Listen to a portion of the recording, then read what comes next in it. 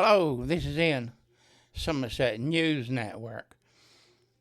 I've just watched Dan Wootton's show on the worst things that have happened in 2025.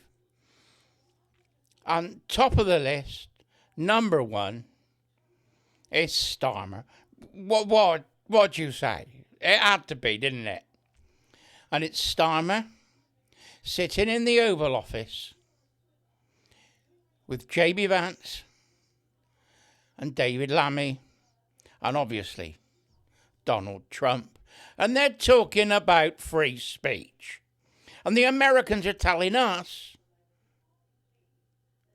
that Starmer is squashing free speech in this country.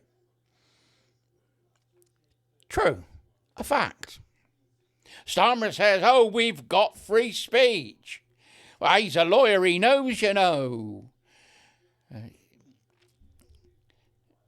But it was embarrassing for him because he knows he's trying to diminish the right of free speech to people who disagree with the woke world. I'm a prime example of that. It didn't end up in a charge. I was never cautioned by the police. I was never arrested by the police. But I went through a 4-month police investigation for a single line comment on Facebook. It was a factual comment that was true. Because it was against transgenders, it was deemed as a hate crime. Originally, it started off as a non-crime hate incident. Then, after a couple of months, it became a hate crime. Then, by the time I went into the police station, 3 months later,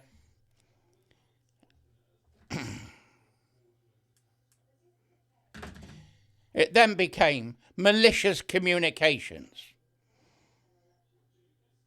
I went into the police station for an interview. Now, I expected to be cautioned because I expected to be arrested.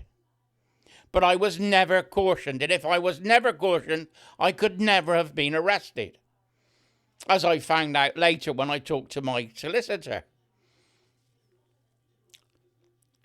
It's the process that is the punishment to shut you up. The camera's switching from one way to the other and I've got to keep it going. Please forgive me. Now, on the Dan Wootton show, Outspoken, he's got Ben Habib and some other guy, I can't remember what his name was. But they're talking about free speech. And what Starmer was doing with Trump in the Oval Office. And they're talking about free speech. They mention we've got the right of free speech and that we ought to have the right of free speech. And all three of them are saying it. But nobody talks about the law, the right of free speech written in law. And this is my big bugbear. All these people who are allegedly supposed to be on my side won't explain the right of free speech under the law. I was talking to an MP. Oh, he said it's a common law right. That's all right, no need to worry about it. And I said, well, what about this? Freedom of speech and debate. Article 9, Bill of Rights. Oh, he said that old thing. Oh, that's only for MPs, only counts for us. Anyway, I started doing some research and started to find out what it all meant. Now, the bits that I was reading said it was 1689. Well, when I got the papers, the actual act, the act is dated 1688. What it was the date that the year starts used to be Easter. So although it was 1688, it may have been, I don't know, January, March, April, something like that. Before Easter, it was 88. But afterwards, when we changed to Christmas, with the beginning of the year at the 1st of January, then the Act changed to 1689. And there is some confusion. So, this Act that I got is 1688. But 1689 is exactly the same. This is what's headed on the top of the Act of Parliament. It's got the royal seal on it. And it says Bill of Rights, 1688. And it's done under the King William and Queen Mary. They were joint sovereigns. The only time it's ever happened in history. The first part is in two parts, the Bill of Rights. It was originally a Declaration of Rights after the Glorious Revolution. We were being suppressed under the tyranny of James II, and I will keep telling you this, because I see the same things happening under Starmer and the tyranny of Starmer, and I will keep telling you that as well. James II was Catholic. He would not let Protestants hold government positions, and he disarmed the Protestants and wouldn't let them have arms for their defence. So the first part of the Bill of Rights says everything that was wrong. Stopping free speech, excessive fines, excessive bail, fines before conviction. That was all laid out in the first part. The second part reaffirms the Constitution and our constitutional rights. It said you can't be fined or forfeitures before conviction. It gave us jury trials. Also gave us free speech. And this is it. This is how it's worded.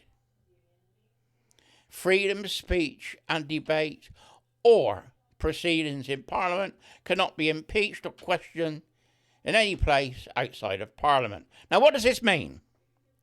This is written in an Act of Parliament and is part of our Constitution. You know, the Constitution that they tell us we do not have. The Constitution is written in a number of Acts of Parliament. And it's called constitutional law. When you go in the law library, and when I was in the civil service, I spent a lot of time in the law library, it says constitutional law. Blackstone's and Hayes. And all the reference books are there. And I had a big, thick exercise book. And it had all the Acts of Parliament in. If an Act of Parliament was in bold, it was still in force. The Bill of Rights was one of the first, and it was still in force. So I wrote to the Speaker, and I said, are these Acts of Parliament still Acts that are current? Betty Boothroyd at the time wrote back to me and just said, yes, they all are. And I asked about the Magna Carta, but she did say that some of it had been repealed and I'd have to look it up. Right? Liberties of the subject, 1354, which is where we get due process of law from. Also, there's one of 1423 or something like that, which says franchises and free cities should remain free that haven't been repealed. And then you've got the Bill of Rights. I'm saying now that it's 1688. 1688, 1689, it's the same thing. Freedom of speech or proceedings in Parliament. That or is important. It's only 2 letters. It's or. Now, I read the Wildlife and Countryside Act and the Firearms Act. That's what I'm the expert in. I used to advise the wildlife section in Bristol on wildlife crime and how the Firearms Act and the Countryside and Wildlife Act interact with each other. They couldn't understand how a simple little me from the countryside could read an Act of Parliament and understand what it meant. In the civil service, you write what's called a minute, a note. Used to be on A5 pieces of paper, but then when we all got computers, it was all on A4. And you write a minute. And I was asked to advise on a question. Can't remember what it was. So I laid out the Countryside and Wildlife Act and the Firearms Act. And there's 2 words that have meaning in law. That's the word and or. If you've got an and, it puts the 2 pieces together. If you've got an or, it's one or the other. It splits it into 2. So freedom of speech and debate or proceedings in Parliament are split. So proceedings in Parliament are free speech, and we as individuals also have free speech under Article 9 of the Bill of Rights. That's it. But nobody talks about it. I'm the only guy talking about it. If they try and get you for a hate crime or malicious communications is the word I'm looking for, you really got to know this. Malicious communications is a number of emails or tweets or Facebook posts about a single person and is aimed at that person. That's when hate crime becomes malicious. But it doesn't count for a single one-line comment. So it was never malicious communication. It was just the police trying to have a go at me.